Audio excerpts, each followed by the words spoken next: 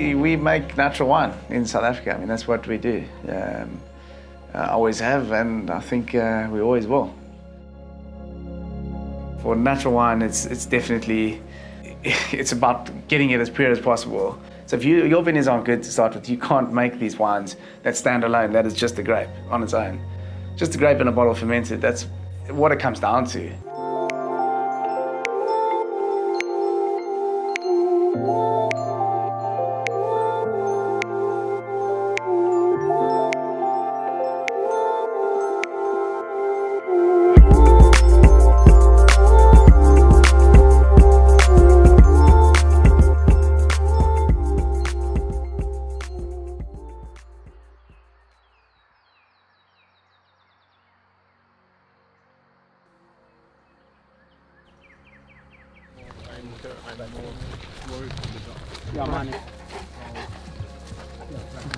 I mean, I'm Craig Hawkins from Stellenbosch, Albandito. So we got a farm, it's my wife and I, Carla, Craig and Carla. So we got a farm out in the northern parts of Swartland. So we sitting, at the moment, we're in Riebeek Kasteel, which is like the heart of the Swartland region in South Africa. And our farm is called Bandits Kloof, and it's about an hour north of here. On the mountain slopes up there. What makes South African terroir unique is that it's our own. But you know, in South Africa, our soils, we're at the bottom end of the earth, the bottom end of one of the biggest continents in the world, and it's just very old soils some of the first to come out the ocean. So, and I think our wines do, and in the right hands, reflect that. But for me, natural wine is your vineyards have to be farmed organically. At least, you know, whether you go biodynamics, whatever, but you know, you're not spraying glyphosates and you know, systemics and things like that. And then in the cellar, you're not adding yeasts and acidifying and doing all these. There's more than 400 different additives you can add. So it's about just do it slowly, but do it properly. And I think that's one of probably the better definitions of what natural wine is. My first vintage was in 2008, so this is my 11th vintage now, but I've been doing it since 2003, working for other people. But I got into wine through my older brother, Neil. He lives in Australia now, making natural wines there, actually, in the Melbourne, Gippsland area. I got into it just because it paid the bills. I was a student, I needed money, I needed to buy beers. And then I saw the transition from grape to wine, and then the whole side of designing labels, which I absolutely love. I love art. I originally wanted to do just, in South Africa you call it game ranging, so you're a nature conservationist. That's what I actually enrolled at university, but then I switched to winemaking because it was just, for me, more complete.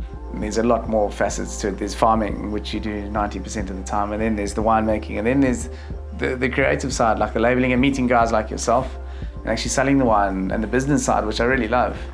So for me, it's a complete thing. It allows me to, it's allowed us to buy a farm.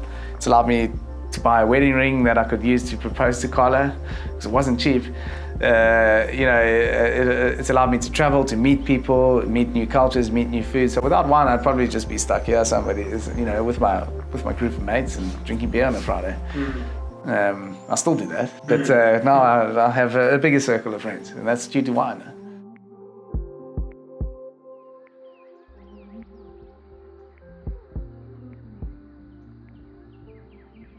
At the moment we're in springtime, so it's middle of September. We're about 2 to 3 weeks late for bud break. This time last year the shoots were about that long.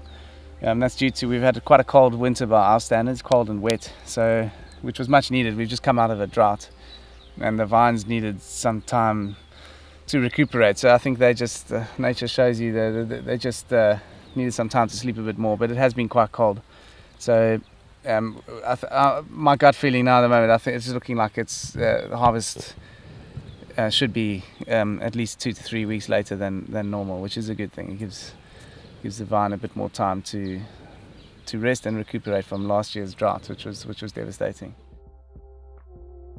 You need to have vineyards that reflect their soils, and by that, what I mean is they're not just relying on the chemical inputs that are fed to them through the soil, so that their roots are going deep enough, and wide enough where they can actually respond to what's actually in the soil and actually bring up those and impart those flavors, as opposed to just being irrigated to bear production of fruit, where it's just been fed like steroids, basically. Those wines they have their place in the supermarkets and the bulk stores, but for what we're trying to do, we're looking for more nuances in the wine, and farming definitely, organic farming definitely improves that.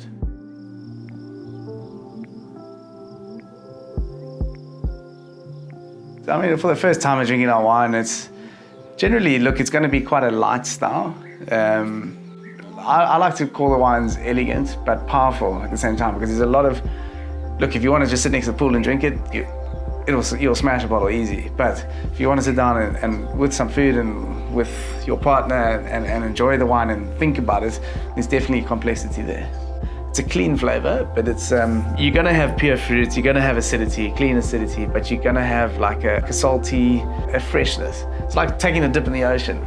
I think that, and you come out, that's the feeling I think you'll get.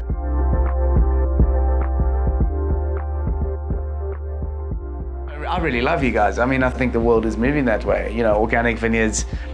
My wines are nearly all of them are below 12% alcohol. They are definitely low in sulfur, way below what your criteria is, and bone dry. So that's just what we do. So I think we match quite nicely. I mean, these kind of wines appeal to a certain person that's looking for something a bit more health conscious. And hopefully they get to see this video and they get to see what we're about. And obviously see the footage that you filmed the last couple of days, because I think that's often the one tough part, that you just pick up a wine off a shelf, you drink it, and you have no idea about that person. And I think the world needs to take a step back and move in more that kind of direction, more personal. Because I can feel what that winemaker, he or she, has put into the wine. I like it when somebody's given me a bottle and said, "This is what I made," and they're so proud of it. I like to drink that and share that. I prefer to drink wines by good people as well. I just think it's because it's something I like to think that you can feel that energy that they put in there. Thanks. Welcome. Thanks. Good to have you here. Thank you for having us in your home.